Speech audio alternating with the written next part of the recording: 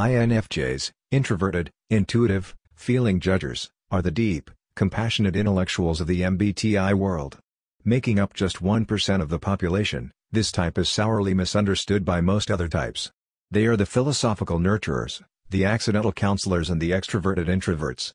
In many ways, they are a series of internal contradictions. And sometimes it's a struggle. Because they rely on their intuition and are introverts, they are usually good at counseling others. They are more interested in peeling off the layers behind people, events, and themselves. Hence they are said to have the wisdom and depth needed to be able to guide others.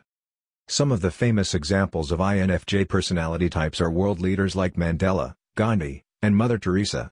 Even though they are characteristically introverts, they are able to form deep bonds with others because they have a better understanding of human emotions and motivations. Therefore, it is common to expect an INFJ to be calm and composed in the moments of crisis, being able to take charge and help others. However, the presumption that INFJ would always be full of compassion and love for others is a little far-stretched because that is just one aspect of their personality. There are other aspects too, which are comparatively darker and when played out and emphasized has led to far more sinister individuals than what we would expect from this personality type. Would you believe that Osama bin Laden and Adolf Hitler too belonged to this personality type? This is because the same passion, which the INFJ is known for, when applied for a sinister cause can cause a lot of collateral damage. All the 5 names mentioned so far were highly driven and motivated individuals, who touched a lot of lives because of their determination. But the difference was the cause they chose to pursue and the beliefs they held. The reason is that even though INFJs are considered to be masters over their emotions, they are just calm on the surface. Deep within the sways of their emotions influences them much more than you'd think. They have their own struggles with the particular characteristics of their personality type. And as mentioned above, depending on what they believe in, they can turn out to be the epitome of either good or evil. Here are the struggles of an INFJ personality type. 1. Emotions. Again, just because INFJs are good at masking their emotions from the outside world, doesn't mean that they don't have any. They feel too intensely and sometimes just way too much. Their feelings and emotions keep changing and sometimes it can get too much for an individual to handle alone.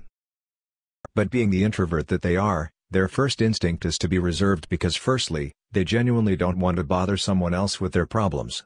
And secondly, they fear that they'd be judged by the other person. This inhibition causes them to bottle up these emotions and they keep struggling alone. 2. Inability to be diplomatic. An INFJ personality type would never look for a politer or neutral way to say things. They are blunt and straightforward. Though these are positive qualities, in the case of the INFJ personality type, the case is usually more along the lines of too much of a good thing. 3. Defensiveness. As mentioned before, there are a lot of reasons why the INFJs are wary of the world. And when someone gives them the legitimate reason to be defensive, they do so without abandon. They take things to the extreme and completely cut off contact with people who have hurt them. Although you'd think that it is the correct thing to do, the INFJ does it more often and more intensely than is normal for our functioning as social beings. 4. High expectations. The INFJs achieve whatever they have set their heart on. They always strive to be better than the best, in anything they attempt, be it in their professional life or personality. But the problems start when they begin holding others to these impossibly high standards. Not the entire world, but just people they consider very close. This makes way for eventual disappointment and then they start questioning the foundations of their relationships. In almost all the cases the things are not as bad as they perceive.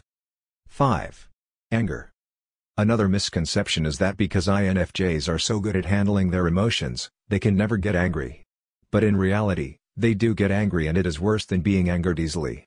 Because they have patience they usually react in a more composed manner than most, but this doesn't mean that they don't feel the frustration at all. It just keeps piling up inside them, and one day it all comes crashing down, even though the occasion might not have warranted such an outburst. 6. Stress. INFJs don't handle stress as well as others. Whereas there are some personality types who thrive on stress. For some people, stress can be a major driving force that not only allows them to reach their goals but to also thrive. In comparison, INFJs find themselves reeling from the stress. They get overwhelmed and try to find unhealthy outlets to this stress, such as binge eating and indulging, etc. Stress also makes them very short-tempered and easily irritated.